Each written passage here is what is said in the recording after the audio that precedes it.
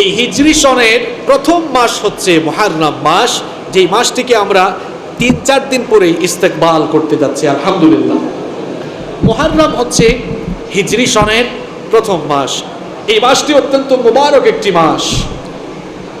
এই মাসটির বিশেষ 5টি মর্যাদা রয়েছে। যেই মাস শুরু হচ্ছে মুহররম মাস, এই মাসের কয়টি বিশেষ স্পেশালিটি আছে? 5টি স্পেশালিটি রয়েছে। নাম্বার 1, 1 নাম্বার হচ্ছে মুহররমের এই মাসটি বিশেষ সম্মানিত 4টি মাস সমূহের মধ্যে একটি মাস। আমরা সকলেই জানি যে বছরের মধ্যে মাসের সংখ্যা কয়টি? এই মাস কি আপনারা বানিয়েছেন? তাইলে এই মাসগুলো আসলো কোত্থেকে? আল্লাহ তাআলা কোরআনুল কারীমে বলছেন, আমি আসমান জমিন যেদিন থেকে সৃষ্টি করেছি ওই দিন থেকে আমার বিধানে আমার নিয়মে বছরের মধ্যে মাসের সংখ্যা হচ্ছে 12টি। সুবহানাল্লাহ। রব্বুল আলামিন কোরআনুল কারীমের 9 নম্বর সূরা সূরাতুত তাওবা এর 36 নম্বর আয়াতের মধ্যে বললেন, ইন্না ইদ্দাতাশ শুহুরি ইনদাল্লাহি 12 শাহরান ফি কিতাবিল্লাহি ইয়াওমা খালাকাস সামাওয়াতি ওয়াল আরদা মিনহা আরবাআতুন হুরুম। আল্লাহ তাআলা বলছেন, আসমান সমূহ আর জমিন আমি যেদিন সৃষ্টি করেছি সেই দিন থেকে আমার বিধানে আমার নিয়মে বছর গণনায় মাসের সংখ্যা হলো 12টি। মিনহা আরবাআতুন হুরুম। এই 12টি মাসের মধ্যে 4টি মাসকে আমি বিশেষভাবে সম্মানিত করেছি, অর্থাৎ এই 4টি মাস হচ্ছে হারাম মাস, সম্মানিত মাস। এখন প্রশ্ন হচ্ছে কোন 4টি মাস এই 12টি মাসের মধ্যে বিশেষভাবে সম্মানিত? বুখারী এবং মুসলিমের বর্ণনায় হাদিস এসেছে, নবী করিম সাল্লাল্লাহু আলাইহি ওয়াসাল্লাম বলেছেন, ইন্নাজ জামানা ক্বাদ ইস্তাদারা কাহাইয়াতিহি ইয়াওমা খালাকাল্লাহুস সামাওয়াতি ওয়াল আরদ। আল্লাহর নবী বলেছেন, আসমান সমূহ এবং জমিন যেই অবস্থার মধ্য দিয়ে সৃষ্টি হয়েছে, সময় এবং মাস আবার সেই অবস্থায় ফিরে গিয়েছে। অর্থাৎ আসমান জমিন যখন সৃষ্টি হয়েছিল তখন থেকেই 12 শাহরান, বছরের মধ্যে মাসের সংখ্যা ছিল 12টি। আল্লাহর নবী বলছেন, মিনহা আরবাআতুন হুরুম, তার মধ্যে 4টি মাস হলো বিশেষভাবে সম্মানিত।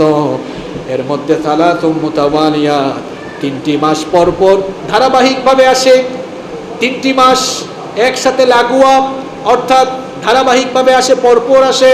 1 নাম্বার হচ্ছে যুলকাআদা, 2 নাম্বার হচ্ছে যুলহাজ্জা, 3 নাম্বার হচ্ছে মুহররম। এই 3টি মাস একসাথে আসে। আর ওয়া রজব মুদার আল্লাযী বাইনা জুমাদা ওয়া শাবান, আর 4 নাম্বার হচ্ছে রজব মাস, যেটি জুমাদা এবং শাবানের মধ্যে মাঝখানে অবস্থিত। তাহলে এই 4টি মাস জিলকদ, জিলহজ, মুহররম, রজব, 12 মাসের মধ্যে এই 4টি মাস বিশেষভাবে এই 4টি মাসকে সম্মানিত করেছেন কে? এর মধ্যে একটি মাস হচ্ছে মুহররম মাস, হারাম মাস। এই মাসগুলোকে সম্মানিত মাস বলা হয় কেন?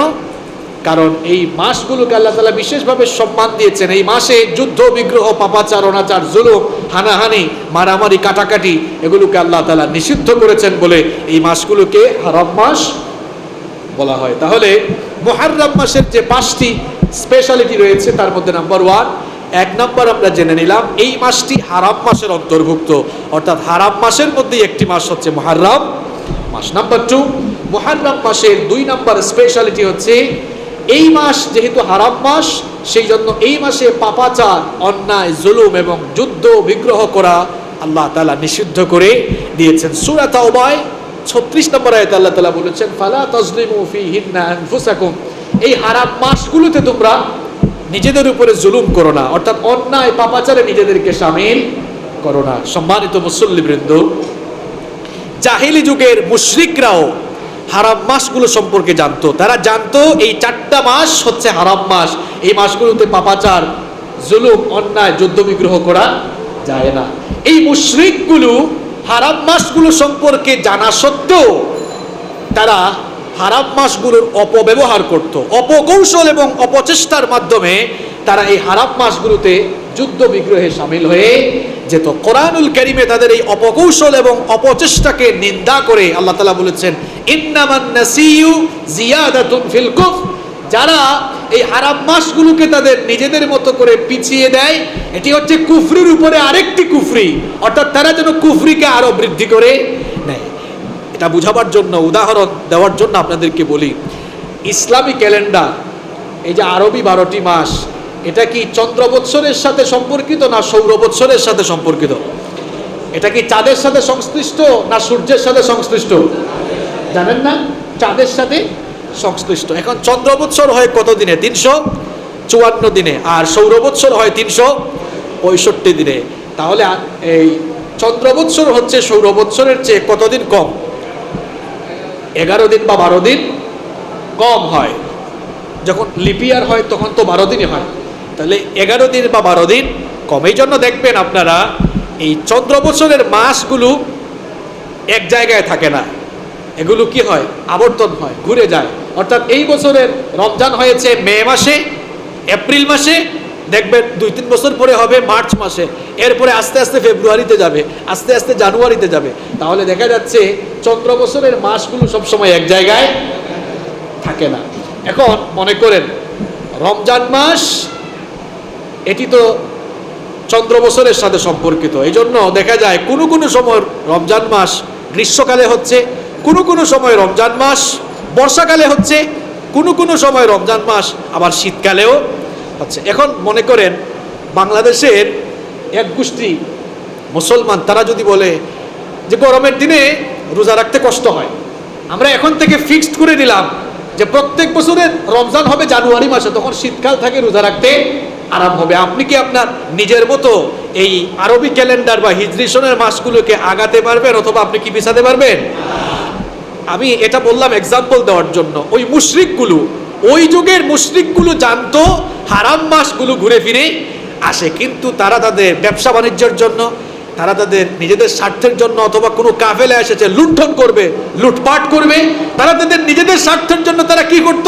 এই মাসগুলোকে তারা মাঝে মাঝে আগাই ফেলতো, মাঝে মাঝে পিছিয়ে দিত। আল্লাহ তাআলা তাদের এই অপকৌশল এবং অপচেষ্টার নিন্দা করে বলেছেন যে যারা এই কাজগুলো করে তারা যেন কুফরির উপরে আরেকটি কুফরি করে।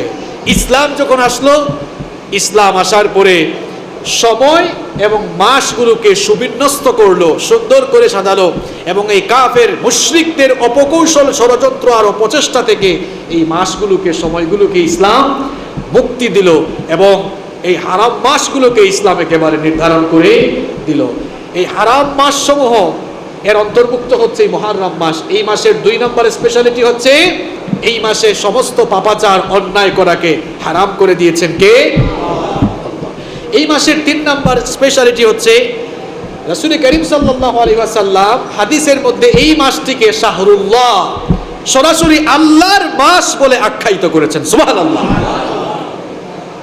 কোন মাসকেই তো শাহরুল্লাহ বলে কোরআনের কোন জায়গায় বা হাদিসের কোন জায়গায় বলা হয় নাই, কিন্তু মুহররম মাসের ব্যাপারে স্পেসিফিক করে আল্লাহর নবী বলেছেন শাহরুল্লাহিল মুহররম, অর্থাৎ মুহররম হচ্ছে আল্লাহর মাস। সুবহানাল্লাহ। এখন আপনাদের মাথায় একটা প্রশ্ন আসতে পারে যে হুজুর, মুহররম মাস যদি আল্লাহর মাস হয়, বাকি 11 মাস এগুলো কার মাস? এই মাস যদি আল্লাহর মাস হয় তো বাকি মাসগুলো কার মাস? বাকি মাসগুলো আল্লাহর মাস। সব মাস কার মাস? সব কিছুই কার? তাহলে মুহররম মাসকে আল্লাহর মাস বলা হলো কেন? মুহররম মাসকে আল্লাহর মাস বলে এই মাসটির আলাদা বিশেষ একটি সম্মান দেওয়া হয়েছে। সুবহানাল্লাহ। যেমন নাসাঈর মধ্যে হাদিস এসেছে, আন আবি যার রাদিয়াল্লাহু আনহু قال, আবু যার গিফারি রাদিয়াল্লাহু আনহু থেকে হাদিস বর্ণিত হয়েছে, তিনি বলছেন আমি নবী করিম সাল্লাল্লাহু আলাইহি ওয়াসাল্লামের কাছে একদিন জানতে চাইলাম, আইয়ুল লাইলি খায়র, ওগো আল্লাহর নবী আমাকে বলেন তো কোন রাত্রি অথবা রাতের কোন অংশ উত্তম, রাতের কোন অংশ আল্লাহর কাছে উত্তম, ওয়া আইয়ুল আশহুরি আফদাল, এবং মাস সমূহের মধ্যে কোন মাসটি আল্লাহর কাছে সবচাইতে উত্তম। নবীজি তখন বললেন খায়রুল লাইলি জাওফু, রাতের মধ্যে, রাতের মধ্যভাগের পরে যে অংশ শুরু হয়, অর্থাৎ যখন আমরা তাহাজ্জুদের নামাজ পড়ি, ওই তাহাজ্জুদের নামাজের সময়টাই হচ্ছে রাতের সবচাইতে শ্রেষ্ঠ সময়। এরপরে নবীজি বললেন ওয়া আফদালুল আশহুরি শাহরুল্লাহিল্লাযী তাদউনাহুল মুহররম, আর মাসসমূহের মধ্যে সবচাইতে শ্রেষ্ঠ মাস হচ্ছে আল্লাহর মাস, যে এই মাসকে তোমরা মুহররম মাস বলে থাকো। সুবহানাল্লাহ। এখানে একটি প্রশ্ন দাঁড়ায় যে আমরা তো সবাই জানি যে মাস সমূহের মধ্যে রমজানের মাস হচ্ছে সবচাইতে শ্রেষ্ঠ মাস, এতে কোনো সন্দেহ নাই। অর্থাৎ রমজান মাসের পরে আল্লাহর কাছে সবচাইতে সম্মানিত মাস হচ্ছে এই মুহররমের মাস। তাহলে মুহররম মাসের 3 নাম্বার স্পেশালিটি আমরা জানলাম যে মাস সমূহের মধ্যে রমজান মাসের পরেই হচ্ছে এই মুহররম মাসের মর্যাদা। অর্থাৎ উজমত, কারামত এবং সওয়াবের দিক থেকে রমজান মাস শ্রেষ্ঠ, আর হুরমতের দিক থেকে মুহররম মাস হচ্ছে শ্রেষ্ঠ মাস। নাম্বার 4, এই মাসে 4 নাম্বার বিশেষ স্পেশালিটি বা বিশেষ মর্যাদা হচ্ছে এই মাসের নফল রোজারও বিশেষ মর্যাদা রয়েছে। যেমন মুসলিম শরীফে হাদিস এসেছে, عن أبي هريرة رضي الله عنه قال قال رسول الله صلى الله عليه وسلم। আবু হুরায়রা রাদিয়াল্লাহু আনহু থেকে হাদিস বর্ণিত হয়েছে, তিনি বলেন রাসূল করিম সাল্লাল্লাহু আলাইহি ওয়াসাল্লাম বলেছেন, আফদালুস সিয়ামি বাদা রমাদান শাহরুল্লাহিল মুহররম। নবী করিম সাল্লাল্লাহু আলাইহি ওয়াসাল্লাম বলেছেন, রমজান মাসের পরে আল্লাহর কাছে সবচাইতে উত্তম হলো মুহররম মাসে নফল রোজা রাখা। সুবহানাল্লাহ। যদিও অন্য একটি হাদিসে আয়েশা রাদিয়াল্লাহু আনহা থেকে বর্ণিত হয়েছে, রমজান মাসের পরে যেই মাসে নবীজি সবচেয়ে বেশি নফল রোজা রাখতেন সেই মাসটি হচ্ছে শাবান মাস। তার মানে আমরা বলতে পারি রমজান মাসের পরে নফল রোজার জন্য সবচেয়ে গুরুত্বপূর্ণ মাস হচ্ছে শাবান, আর এই শাবানের পরেই হচ্ছে মুহররম। উলামায়ে কেরাম বলেছেন যে এই মুহররম মাসের শ্রেষ্ঠত্ব এবং এই মাসের রোজার ফজিলতের ব্যাপারে যেই বছর নবীজিকে জানানো হয়েছিল, আল্লাহর তরফ থেকে যেই বছর নবীজিকে ব্যাপারে ওহী করা হয়েছিল, এটি ছিল নবীজির ইন্তেকালের বছর। অর্থাৎ এটি নবীজির কাছে ওহী হিসাবে জানানোর পরের বছর নবীজি আর মুহররম মাস, এরপরে আর তিনি মুহররম মাস পান নাই। যদি তিনি পেতেন তাহলে মুহররম মাসকে তিনি আরো বেশি গুরুত্ব দিতেন। কিন্তু এই মুহররম মাস হচ্ছে ফজিলতের দিক থেকে নফল রোজার, নফল সিয়াম পালনের দিক দিয়ে শাবানের পরেই হচ্ছে এই মুহররমের ফজিলত। তাহলে এই মাসের 4 নম্বর ফজিলত আমরা জানলাম, এই মাসে নফল রোজার বিশেষ মর্যাদা রয়েছে। 5 নম্বর হচ্ছে এই মাসের 5 নম্বর স্পেশালিটি হচ্ছে এটি হচ্ছে ইসলামী ক্যালেন্ডারের একেবারে প্রথম মাস। এটি হচ্ছে ইসলামী ক্যালেন্ডারের প্রথম মাস। এই মাস দিয়েই ইসলামী ক্যালেন্ডারের নতুন বছরের সূচনা হয়। তাহলে মুহররম মাসের 5টি বিশেষ মর্যাদা আমরা জেনে নিলাম। এবার এই মুহররম মাসে আমাদের কি করণীয় হওয়া উচিত? আমাদের দেশে দেখবেন মুহররম মাস আসলে পরে কিছু মানুষ হাই হাসান হাই হুসাইন করে সুখ আর তাজিয়া, শোক মাতম আগে থেকেই শুরু করে দেয়। এরা মুহররমের ইতিহাসও জানে না, মুহররমের গুরুত্বও জানে না, আশুরাও জানে না, কারবালাও বুঝে না। না বুঝার কারণেই এই অবস্থা হয়েছে। আপনাকে সঠিকভাবে এগুলো জানতে হবে, জানলে আর নিজের মধ্যে কোনো ভেজাল থাকবে না। আল্লাহ তাআলা আমাদেরকে সঠিকভাবে জানার তৌফিক দান করেন। তাহলে এই মুহররম মাসে আমরা করবোটা কি? এই মুহররম মাসে আমাদের 3টি করণীয় রয়েছে। জোরে বলুন তো, কয়টি করণীয়? 3টি। নাম্বার 1, প্রথমত হচ্ছে আমরা তাওবা এবং ইস্তেগফার করব। কারণ মুহররম আসা মানেই হচ্ছে নতুন বছর শুরু হওয়া আর একটি বছর চলে যাওয়া। তাহলে আমাদের জীবন থেকে আরো একটি বছর চলে গেল। মানুষের হায়াত বাড়ে নাকি হায়াত কমে? প্রতি মুহূর্তে আমরা কবরের দিকে এগিয়ে যাচ্ছি না কবর থেকে পিছিয়ে যাচ্ছি? প্রতি মুহূর্তে আমরা কবরের দিকে এগিয়ে যাচ্ছি। এই যে সময়গুলো চলে যাচ্ছে, নতুন আর একটি বছর শুরু হলো, তাওবা ইস্তেগফার করবেন। আল্লাহ তাআলা যেন পিছনের সব গুনাহগুলো মাফ করে দেন। এর জন্য খাঁটি মনে কি করতে হবে? তাওবা করতে হবে। তাওবা করে নিজেকে পরিশুদ্ধ বানাতে হবে। 2 নাম্বার হচ্ছে আমরা কিছুক্ষণ আগেই জেনেছি যে এই মাসটি হচ্ছে সম্মানিত মাস, এজন্য এই মাসটিকে সম্মান দিতে হবে। সম্মানিত মানুষকে কি আমরা সম্মান দিই না? সম্মান দিই। মনে করেন আপনি বাসার মধ্যে ঠ্যাং লম্বা করে শুয়ে আছেন, যেভাবে ইচ্ছা শুয়ে আছেন, বসে আছেন। এখন সম্মানিত কোনো মানুষ আসলেন, হতে পারে আপনার বাবা, আপনার শ্বশুর, আপনার চাচা, অথবা কোনো সম্মানিত মানুষ আসলেন। এই সম্মানিত মানুষ আসার পরে কি আপনি যেমনটা ছিলেন এভাবেই শুয়ে থাকবেন নাকি সুন্দর করে উঠে বসবেন? তো সম্মানিত মানুষ আসলে আপনি সম্মান দেন। তাহলে আল্লাহ তাআলা মুহররম মাসকে সম্মানিত মাস হিসাবে ঘোষণা করেছেন, তাহলে এই মাসকে কি সম্মান দেওয়া উচিত না? এখন সম্মান দিবেন কিভাবে দিবেন? সম্মানটা কিভাবে দিবেন? সম্মানটা এইভাবে দিবেন, আল্লাহ তাআলা এই মাসে পাপাচার, জুলুম, অন্যায় এগুলো করাকে নিষিদ্ধ করেছেন।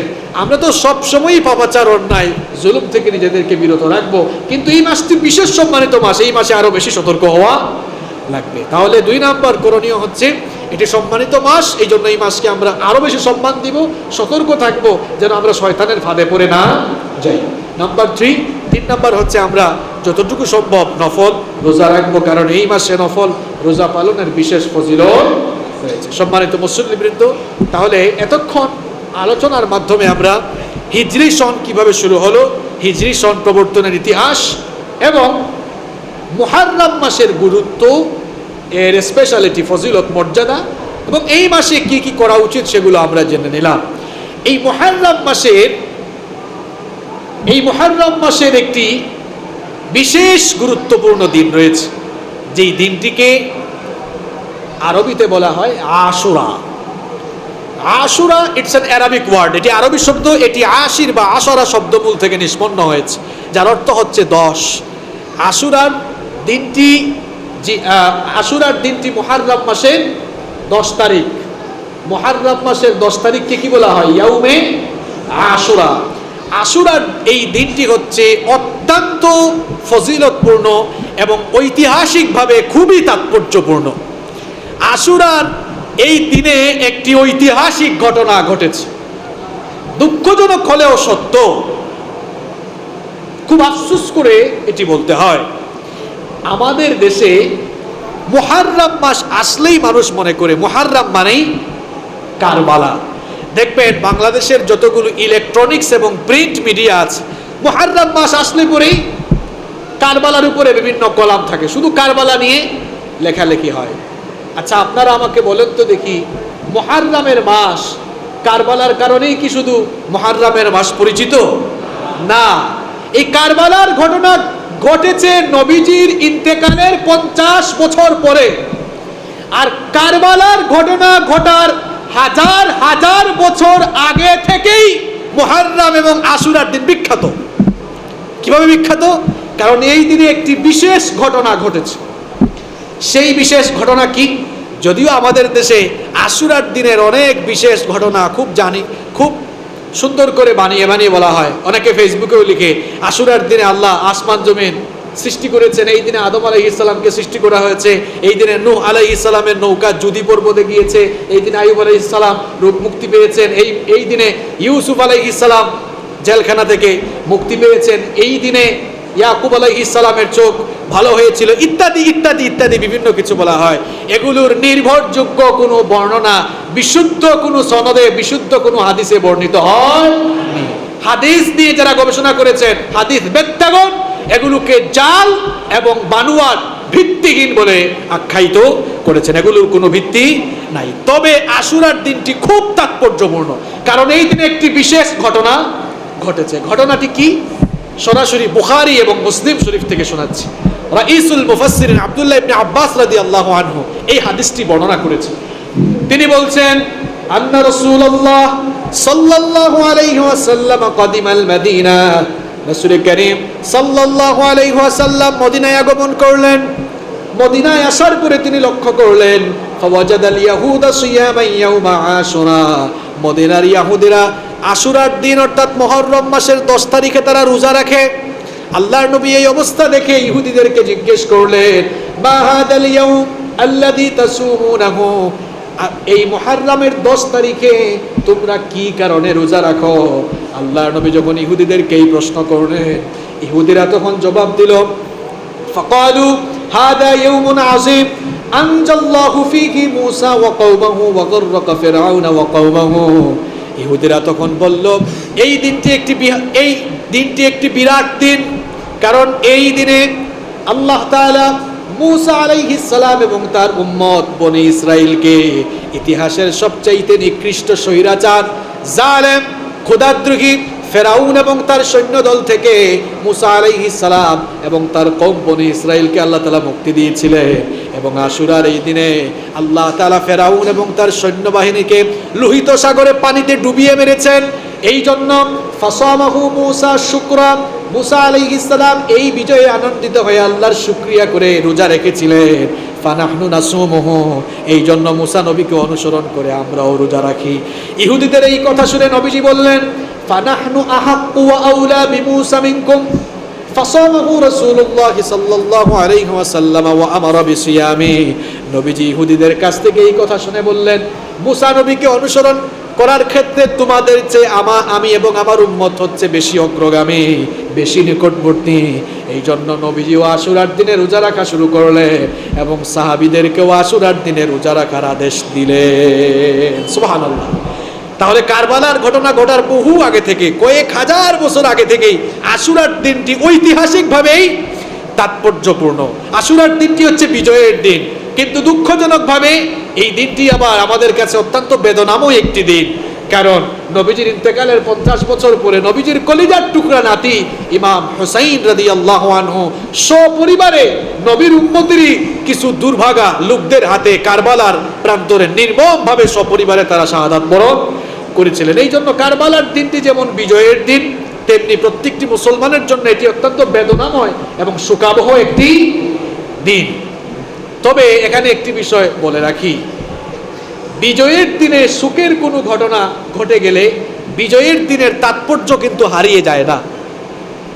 খুব মন দিয়ে শুনেন, বিজয়ের দিনে কোনো শোকাবহ ঘটনা ঘটে গেলে বিজয়ের দিনের সিগনিফিকেন্স বা তাৎপর্য কিন্তু হারিয়ে যায় না। উদাহরণস্বরূপ আপনাদেরকে বলি, বলেন তো বাংলাদেশের বিজয় দিবস কত তারিখ? কথা বলেন না কেন? 16ই ডিসেম্বর। এটা জাস্ট উদাহরণ দেওয়ার জন্য বলছি, আল্লাহ না করুন, আল্লাহ তাআলা আমাদের দেশকে সব সময় ভালো রাখুন, হেফাজতে রাখুন, বলেন আমিন। জাস্ট উদাহরণ দেওয়ার জন্য বলছি। মনে করেন আল্লাহ না করুন এই 2021 সালের 16ই ডিসেম্বর বাংলাদেশে ভয়াবহ কোনো ট্র্যাজেডি ঘটে গেল, ভয়াবহ কোনো দুর্ঘটনা ঘটে গেল, জাতির বিরাট ক্ষতি হলো, রাষ্ট্রের বিরাট ক্ষতি হলো। তাই বলে কি পরবর্তী বছর যখন 2022 সালের 16ই ডিসেম্বর আসবে তখন কি বাংলাদেশের মানুষ বিজয় দিবসকে ভুলে যাবে? কেন? কারণ বিজয় দিবসই তো একটি ভয়াবহ দুর্ঘটনা ঘটেছে। এরপরেও বাংলাদেশের মানুষ বিজয় দিবসকে ভুলে যাবে না কেন?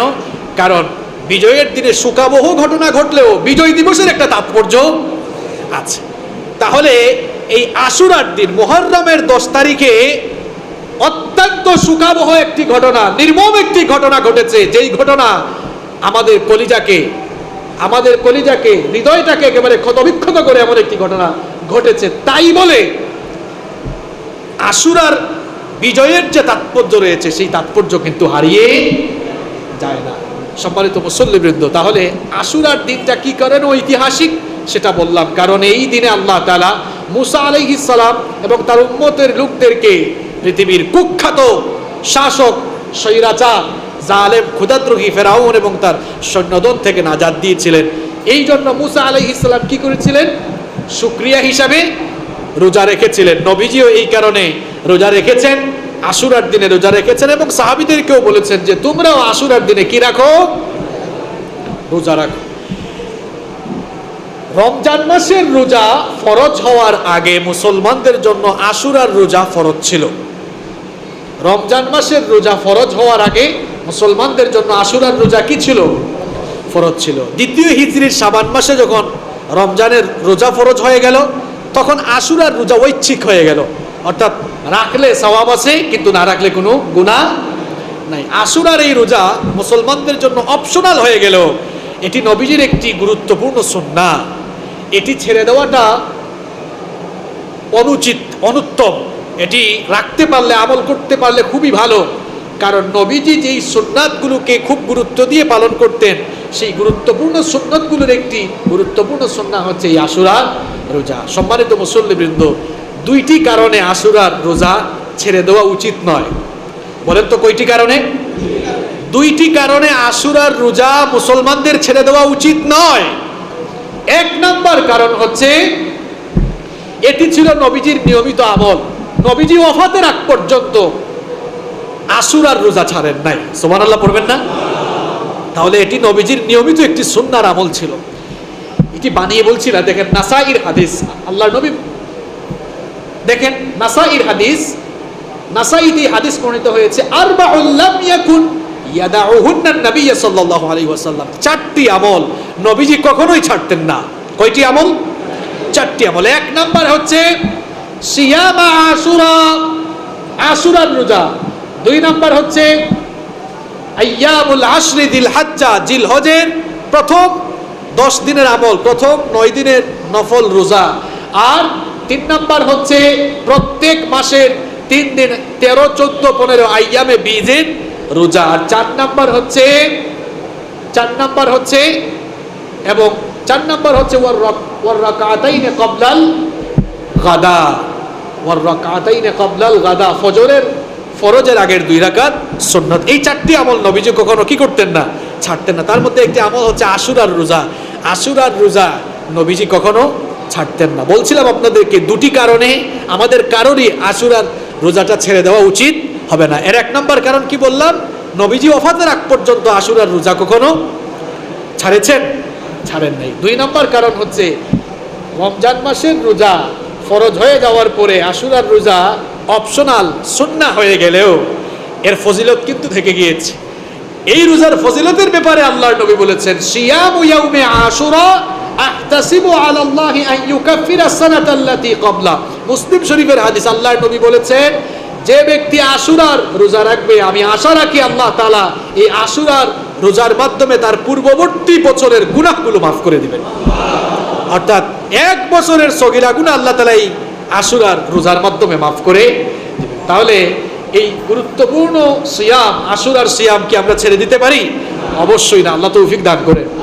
আমি আবারও রিপিট করছি, মা বোনরাও শোনেন, যে 2টি কারণে আমরা আশুরার রোজা ছেড়ে দিব না ইনশাআল্লাহ। 1 নাম্বার হচ্ছে আল্লাহর নবী কখনোই আশুরার রোজা ছাড়তেন না। 2 নাম্বার হচ্ছে এই রোজার মাধ্যমে 1 বছরের সগীরা গুনাহ কি হয়ে যায়, মাফ হয়ে যায়। তাহলে আপনারা রাখবেন তো ইনশাআল্লাহ? রমজান মাসের রোজার পরে নবীজি আরাফা দিবসের রোজাকে গুরুত্ব দিতেন, আরাফা দিবসের পরে এই আশুরার রোজাকে গুরুত্ব দিতেন। নবীজি রমজান মাসের রোজার পরে 2টি রোজাকে বেশি গুরুত্ব দিয়েছেন। একটি হচ্ছে আরাফা দিবসের রোজা, যেটা আমরা কয়েকদিন আগে শেষ করলাম, আর একটা হচ্ছে আশুরার রোজা। এই 2টা রোজাকে নবীজি বেশি গুরুত্ব দিয়েছেন। কত গুরুত্ব নবীজির সাহাবীরাও দিয়েছেন শোনেন। সাহাবীরা তাদের বাচ্চাদেরকে, শিশুদেরকে রমজান মাস ছাড়া অন্য কোনো মাসের কোনো রোজার ব্যাপারে, রোজা রাখার ব্যাপারে এতটা উৎসাহিত করতেন না, কিন্তু আশুরার রোজার ব্যাপারে তারা তাদের বাচ্চাদেরকে উৎসাহিত করতেন। বিভিন্ন বর্ণনায় পাওয়া যায় যে সাহাবীরা তাদের বাচ্চাদের হাতে বিভিন্ন খেলনা দিয়ে রাখতেন, যেন তাদেরকে ভুলিয়ে রাখা যায়, যেন তাদেরকেও রোজা রাখানো যায়। সুতরাং এই রোজার অনেক ফজিলত, অনেক গুরুত্ব রয়েছে, আমরা রাখবো ইনশাআল্লাহ। এই আশুরার রোজা আমরা কিভাবে রাখবো? আশুরার রোজা আমরা কিভাবে রাখবো? সম্মানিত মুসল্লিবৃন্দ, আশুরার রোজা পালনের 3টি পর্যায় রয়েছে। কয়টি পর্যায়? 3টি পর্যায় রয়েছে। 1 নম্বর হচ্ছে শুধু মুহররম মাসের 10 তারিখে রোজা রাখা। এটি অনুচিত এবং অনুত্তম কাজ। ওলামায়ে কেরাম বলেছেন শুধুমাত্র 10 তারিখে রোজা রাখা এটি অনুত্তম এবং অনুচিত কাজ। কেন অনুত্তম, কেন অনুচিত? একটু আগেই বলেছি যে আশুরার দিনকে ইহুদি এবং খ্রিস্টানরাও কিন্তু তাজিম করে সম্মান রাখে, এবং ইহুদিরাও সম্মান করে এই দিনে কি রাখে, রোজা রাখে। যেমনটি মুসলিম শরীফে এসেছে, ইবনে আব্বাস রাদিয়াল্লাহু আনহু বর্ণনা করছেন, তিনি বলছেন যে নবীজি যখন থেকে আশুরার রোজা রাখা শুরু করলেন এবং আমাদেরকেও আশুরার রোজা রাখতে আদেশ দিলেন, আমরা নবীজির কাছে গিয়ে বললাম যে ইন্নাহু ইয়াউমুন তুআজ্জিমুহুল ইয়াহুদু ওয়ান নাসারা, নবীজি আপনি তো বলছেন আমাদেরকে আশুরার দিনে রোজা রাখার জন্য, কিন্তু ইহুদি এবং খ্রিস্টানরাও তো এই দিনকে তাজিম করে সম্মান করে, এবং ইহুদিরা এই দিনে কি রাখে, রোজা রাখে। তাহলে তারাও রোজা রাখে, আমরাও রোজা রাখি, তাদের সাথে কি আমাদের মিলে গেল না, সাদৃশ্য হয়ে গেল? নবীজি এই কথা শুনে বললেন, ফাইদা কানাল আমুল মুকবিল ইনশাআল্লাহু সুমনাল ইয়াউমাত তাসি'। নবীজি বললেন, আল্লাহ তাআলা যদি আমাকে হায়াতে বাঁচিয়ে রাখেন, তাহলে আগামী বছর থেকে ইহুদিদের অনুসরণ আমরা করব না। অর্থাৎ আমরা শুধুমাত্র 10 তারিখে রোজা রাখবো না, বরং 10 তারিখের আগের দিন 9 তারিখেও আমি রোজা রাখবো ইনশাআল্লাহ। বর্ণনাকারী সাহাবী ইবনে আব্বাস রাদিয়াল্লাহু আনহু বলছেন, ফালাম ইয়াতিল আমুল মুকবিল, পরের বছর আর আসে নাই, অর্থাৎ পরের বছর নবীজি আর জীবিত, পরের বছর নবীজি আর হায়াত পান নাই, তার ওফাত হয়ে গিয়েছে। যদি তিনি থাকতেন তাহলে তিনি পরের বছর একটা রোজা রাখতেন না। কয়টা রাখতেন?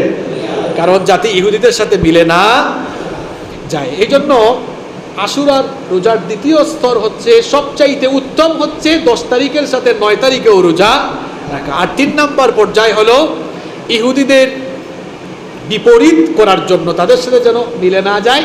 9, 10 অথবা 10, 11 রোজা রাখা, এটি মুসনাদে আহমদে এসেছে। যদি ওই হাদিসটির ব্যাপারে মুহাদ্দিসিনদের কারো কারো বক্তব্য হলো, কেউ কেউ এটাকে সহিহ বলেছেন, কেউ কেউ এটাকে দাঈফ বলেছেন। নবীজি বলেছেন সুমু ইয়াউমা আশুরা, তোমরা আশুরার দিনে রোজা রাখো। ওয়াখালিফু ফিহিল ইয়াহুদ, তবে ইহুদিদের সাথে বৈপরীত্য করে রোজা রাখো। সুমু ক্বাবলাহু ইয়াউমান আও বা'দাহু ইয়াউমান, আশুরার দিনের আগের দিনও রোজা রাখো অথবা আশুরার দিনের পরের দিনও তোমরা রোজা রাখো। এই হাদিসটির ব্যাপারে যেহেতু মুহাদ্দিসিনদের বক্তব্য হলো, কেউ কেউ এটাকে সহিহ বলেছেন, কেউ কেউ এটাকে দাঈফ বলেছেন, সুতরাং আমরা সবচেয়ে ভালো হয় একেবারে সহিহ নির্ভেজাল যে হাদিসটি রয়েছে, নবীজি বলেছিলেন যে ইহুদিদের সাথে আমরা আর মিল রাখবো না, যদি বেঁচে থাকি পরের বছর থেকে 10 তারিখের সাথে 9 তারিখ রোজা রাখবো ইনশাআল্লাহ। সুতরাং আমাদের জন্য সবচাইতে উত্তম হবে আমরা আশুরার যে রোজা রাখবো 10 তারিখের সাথে 9 তারিখেও আমরা মিলিয়ে রাখবো, অর্থাৎ 9 তারিখও রোজা রাখবো, 10 তারিখেও আমরা রোজা রাখবো ইনশাআল্লাহ। সবাই রাখবেন তো? কারা কারা রাখবেন না হাত তুলেন তো? কেউ কি হাত তুলছে? আল্লাহ সবাইকে তৌফিক দান করেন। সম্মানিত মুসল্লিবৃন্দ, এবার শেষ পর্যায়ে এই আশুরার কয়েকটি শিক্ষার কথা বলে আজকের আলোচনা আমরা শেষ করব। আশুরার 5টি শিক্ষা রয়েছে। এই আশুরা দিবসের কয়টা শিক্ষা রয়েছে? 5টি শিক্ষা রয়েছে। সংক্ষেপে বলছি, 1 নম্বর হচ্ছে বিজয় বা সফলতায় আল্লাহর শুকরিয়া জানাতে হয়। এটি হচ্ছে আশুরার শিক্ষা। কারণ আমরা জেনেছি আশুরার দিনে আল্লাহ তাআলা মুসা আলাইহিস সালামকে বিজয় দিয়েছিলেন। কার বিরুদ্ধে, কার উপরে বিজয় দিয়েছেন? ফেরাউন কি বিখ্যাত না কুখ্যাত? ভালো মানুষ না খারাপ মানুষ? এত খারাপের খারাপ, সে বলেছিল ফাকালা আনা রাব্বুকুমুল আ'লা, আমি হচ্ছি বড় খোদা। আসলে সে খোদা না হুদা, সে খোদা না হুদা, একেবারে হুদা। তো আল্লাহ তাআলা এই দিনে মুসা আলাইহিস সালামকে এবং তার উম্মতকে ফেরাউনের অত্যাচার থেকে নাজাত দিয়েছিলেন। আর মুসা আলাইহিস সালাম বিজয় পাওয়ার পরে কি করলেন? শুকরিয়া আদায় করেছিলেন। তাহলে আশুরার প্রথম শিক্ষা হলো, মুমিন যখনই কোনো বিজয় পাবে বা সে জীবনের যে কোনো জায়গায় সফল হলে লাফালাফি করবে, গান বাজনা করবে? তাহলে কি করবে? আমাদের অবস্থা কি? সফল হইলে একটা লাফ মারে, বিজয়ের দিনে গান বাজনা করে। এই জন্য বিজয় পাওয়ার পরে ওই বিজয়ী মানুষগুলোর উপরে আল্লাহর কোনো রহমত থাকবে কেমনে? কারণ বিজয় পাওয়ার পরে যা করা দরকার তা তো করে। বিজয় পাওয়ার পরে কি করতে হবে? আমরা যখন একটু ভালো থাকি তখন ক্রেডিটটা আল্লাহকে দিতে চাই না, ক্রেডিট নিজেরাই নিয়ে ফেলতে চাই। যেমন দেখেন কিছুদিন আগে যখন করোনা গোটা বিশ্বে মহামারী আকার ধারণ করলো, তখন আমরা লম্বা লম্বা বক্তব্য দিয়েছি। আমরা তখন বলেছি আমরা এটাকে নিয়ন্ত্রণ করে ফেলেছি। আমরা এটাকে কি করে ফেলেছি? ক্রেডিটটা নিজেরা না নিয়ে কাকে দেওয়া উচিত ছিল? বলা উচিত ছিল এই গরিব দেশে আমাদেরকে ভালো রেখেছেন কি? ক্রেডিট নিজেরা নিয়ে ফেলতে চাই। আমি গত সপ্তাহে কোন একটা টিভি চ্যানেলের খবর দেখতেছিলাম, বলতেছে করোনা ভাইরাসের লাগাম টেনে ধরতে নতুন করে কঠোর বিধিনিষেধ দেওয়া হয়েছে। শব্দ চয়ন দেখেছেন আপনি? করোনা ভাইরাসের লাগাম টেনে ধরবে। করোনা কি তোমার মামাতো ভাই? এটা তো হচ্ছে জুনদুম মিন জুনুদিল্লাহ, এটি আল্লাহর পাঠানো সৈনিক, আল্লাহর পাঠানো গজব। দুনিয়ার কোনো মানুষ এর লাগাম টেনে ধরতে পারবে? বিজ্ঞানীরা গবেষণা করে কুল কিনারই পায় না। কয়েকদিন পর পর ভেরিয়েন্ট চেঞ্জ হয়, কয়েকদিন পর পর কি হচ্ছে? ভেরিয়েন্ট চেঞ্জ হচ্ছে। এখনো তার ভেরিয়েন্টটি তারা সঠিকভাবে নির্ণয় করতে পারে নাই। কেউ কেউ বলছে, এখন দেখতেছি কোনো বিজ্ঞানীরা বলতেছে এই করোনা পৃথিবী থেকে যেতে আরো মনে হয় কয়েক বছর সময় লাগবে। আর আমি বলছি করোনা কখনোই পৃথিবী থেকে যাবে না, এটা সারা জীবন থাকবে। আপনি বলবেন হুজুর এটা কেমন কথা বললেন? দেখেন, একটা সময় কলেরা, ডায়রিয়া এগুলো মহামারী ছিল। কয়েক বছর আগেও এমন কিছু রোগ ছিল এগুলিতে আক্রান্ত হলে মানুষ মরে যেত। একজন আক্রান্ত হলে এলাকার সবাই আক্রান্ত হতো। পর্যায়ক্রমিক ভাবে এগুলোর প্রতিষেধক আসলো, নিরাময় আসলো, টিকা আসলো। এখন আর ওই রোগে আক্রান্ত হলে মানুষ ভয় পায় না। তাহলে ওই রোগগুলো কি নির্মূল হয়ে গিয়েছে? রোগগুলো এখনো আছে, প্রতিষেধক এসেছে। এই জন্য আমি বলেছি করোনা পৃথিবী থেকে যাবে না, করোনা থাকবে, করোনার প্রতিষেধক আসবে। কারণ নবীজি বলেছেন প্রত্যেক রোগেরই প্রতিষেধক আছে। যেগুলোর প্রতিষেধক এখনো আসে নাই, এটি মানুষ এখনো খুঁজে বের করতে পারে নাই, কিন্তু প্রতিষেধক আছে। তাহলে বিজয় আসলে প্রথমে শুকরিয়া জানাতে হবে কার? নাম্বার 2। 2 নাম্বার হচ্ছে বিজয় আসলে রোজা রেখে আল্লাহর শুকরিয়া জানাতে হয়। এটিও আশুরার 2 নম্বর শিক্ষা। কারণ মুসা নবী বিজয় পেয়ে কি রেখেছিলেন? রোজা রেখেছিলেন। তাহলে আশুরার দিনে আমরা কি রাখবো? ইনশাআল্লাহ। তিন নাম্বার হচ্ছে ইমানি পরীক্ষায় হতাশ হওয়া যাবে। মুসা আলাইহিস সালাম এবং তার উম্মতের উপরে এই ফেরাউন ভয়াবহ নির্যাতন চালিয়েছিল, অত্যাচার নির্যাতন এমন ভাবে করেছিল যারাই ইমানের ঘোষণা দিয়েছে তাদেরকেই ফেরাউন হত্যা করেছে। জুলুম নির্যাতনের মাত্রা যখন অত্যধিক বেড়ে গেল, আল্লাহ তাআলা মুসা আলাইহিস সালামকে আদেশ দিলেন তোমার উম্মতকে নিয়ে মিশর ত্যাগ করো। মিশর ত্যাগ করে যখন চলে যাচ্ছেন, পেছনে ফেরাউনের বাহিনী ধাওয়া করলো। যেতে যেতে মুসা নবী যখন তার উম্মতদেরকে নিয়ে লোহিত সাগরে গেলেন, লোহিত সাগরের তীরে যাওয়ার পরে তার উম্মতের লোকেরা বলল আমরা তো এখন ধরা খেয়ে গেছি, সামনে সাগর, পেছনে ফেরাউনের বাহিনী, পালাবার কোনো পথ আর। মুসা আলাইহিস সালাম বললেন এমন কথা বলো না, যে আল্লাহ আমাদেরকে মিশর ছাড়ার কথা বলেছেন তিনিই আমাদেরকে রাস্তা দেখিয়ে দিবেন, এতে কোনো সন্দেহ। আল্লাহ তাআলা সেই লোহিত সাগরের মধ্যেই পার হওয়ার জন্য ব্যবস্থা করে দিলেন। ফেরাউন এবং তার দলবলকে সেখানে ধ্বংস করে দিলেন। ইমানি পরীক্ষা আসলে হতাশ হওয়া যাবে না। ইমানি পরীক্ষায় দৃঢ় থাকলে বিজয় আসবে কার পক্ষ থেকে? পৃথিবীতে আল্লাহর নবীরা ইমানের পরীক্ষা সবচেয়ে বেশি দিয়েছেন। এজন্য আল্লাহর নবী বলেছেন ফায়ুবতালার রাজুলু আলা হাসাবি দীনিহি, যার দিনদারিতা যত বেশি তার পরীক্ষাও তত বেশি। এজন্য আপনার দাওয়াত যদি কবুল হয় আপনাকে জেলে যাওয়া লাগবে। আপনার দাওয়াত যদি কবুল হয় আপনাকে হামলা মামলার সম্মুখীন হওয়া লাগবে। আপনার দাওয়াত যদি কবুল হয় রিমান্ডে যাওয়া লাগবে। এমনকি দাওয়াত কবুল হলে ফাঁসির মঞ্চেও যাওয়া লাগতে পারে। তাহলে দাওয়াত কবুল হলে এই দাওয়াত আপনাকে জালেমের জুলুমের সম্মুখীন করবে। আর যেই দাওয়াত আল্লাহর দ্বীনের দাওয়াত না হয়ে পেটের দাওয়াত হয়, এই পেটের দাওয়াত কখনো কোনো রুশানরের সম্মুখীন করে। দাওয়াত দুই প্রকার, একটা হচ্ছে পেটের দাওয়াত আর একটা হচ্ছে দ্বীনের দাওয়াত। দ্বীনের দাওয়াত দিলে, আল্লাহর দ্বীনের দাওয়াত দিলে নবী এবং তাদের অনুসারীরা যেভাবে জালেমদের জুলুমের সম্মুখীন হয়েছেন, আপনাকেও সেই জুলুমের সম্মুখীন হওয়া লাগবে। পৃথিবীর দুইজন নবী আদম আলাইহিস সালাম আর সুলাইমান আলাইহিস সালাম ছাড়া পৃথিবীর সমস্ত পয়গম্বরেরা, সমস্ত নবীরা মার খেয়েছেন, সমস্ত নবীরা অত্যাচারিত হয়েছেন। সুতরাং আপনি ঈমান এনে ঈমানের পথে চলে আপনি যদি মাঝে মাঝে বালা মুসিবতে না পড়েন, তাহলে বুঝতে হবে আপনার ভেতরে মনে হয় বেঈমানি বাসা বেঁধেছে, কিংবা নবী এবং নবীদের অনুসারী সাহাবীদের মতো করে ঈমানের পথে হয়তো আপনি হাঁটছেন না, এই জন্য এই অবস্থা হচ্ছে। আল্লাহ তাআলা আমাদেরকে নবী এবং সাহাবীদের যে তরিকা ছিল সেই তরিকার উপরে অটল রাখো।